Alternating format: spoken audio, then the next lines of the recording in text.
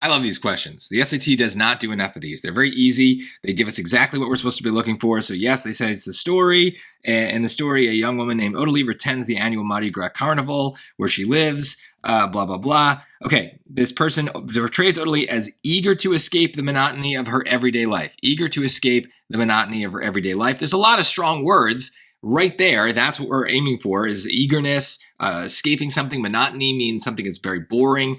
So we should know that word. That's a good vocab word. But let's take a look.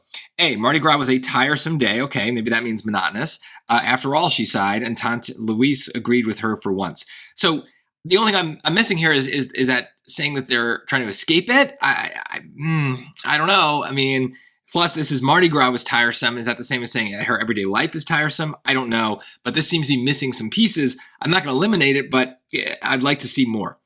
B, in the old French house on Royal Street with its quaint windows and Spanish courtyard, green and cool, and made musical by the plashing of the fountain and the trill of caged birds, lived Odalie in convent-like seclusion. That has nothing to do with anything. That is just random description. Maybe we can take the word seclusion to be like monotony, but that's a stretch. I really want these lines to just like say what they're supposed to say.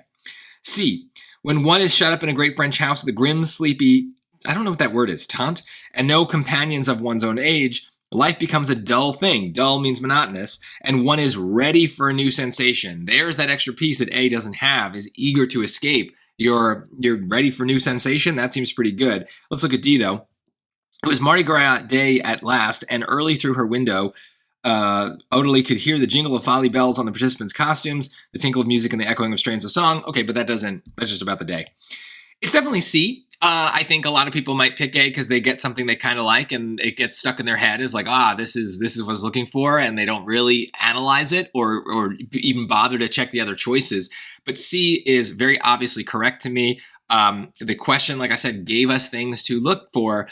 Your job is to treat that like a checklist. Sometimes it'll be multiple ideas. A lot of times we can think about connotations, right? Monotony is very bad. When we're talking about something being dull, that's bad. But that eagerness to escape is also very strong, and that needs to be there as well. So sometimes these questions will have multiple things that need to be in the choice. So don't just settle for something that seems to have just one. You need to have all of the stuff that they ask for in the choice.